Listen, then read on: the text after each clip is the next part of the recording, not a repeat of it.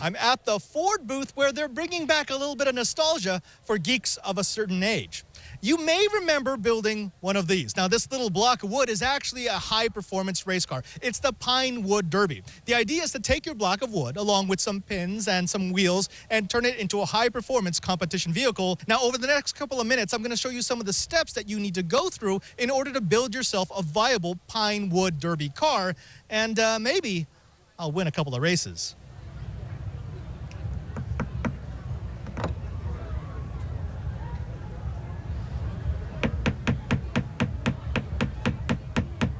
This is quite possibly the crappiest Pinewood Derby car ever constructed.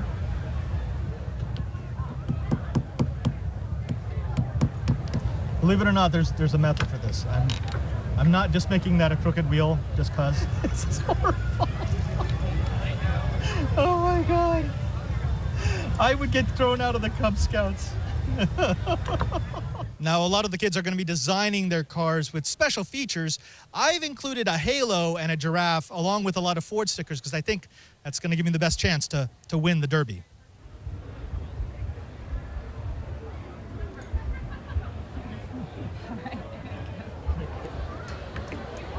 Now, this seemingly poorly put together Pinewood Derby car actually has some very innovative features. The first thing is, you see how the tires are bent? That's not a defect. You actually want to keep one of the wheels off the ground. Believe it or not, that actually decreases the amount of rolling friction. There's very minimum air friction that you're going to get off a Pinewood Derby car, but the friction you get from the wheels touching the track actually does incur a little bit of a penalty. So if you bend one wheel up, it's going to keep it off the ground as it runs down that slot, and in turn, it's going to decrease the amount of rolling friction.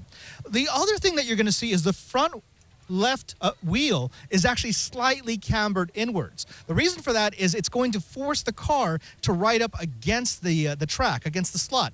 The reason why you want to do that is because you don't want your car bouncing back and forth on that track. You want it to actually ride the ridge. Now, this is a really tricky way to run it because if you do it too much, you're going to increase the amount of friction. You're not going to run at all. If you do it too little, you're going to end up bouncing back and forth.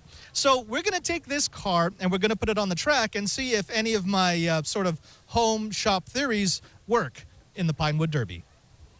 1, 2, 3, go!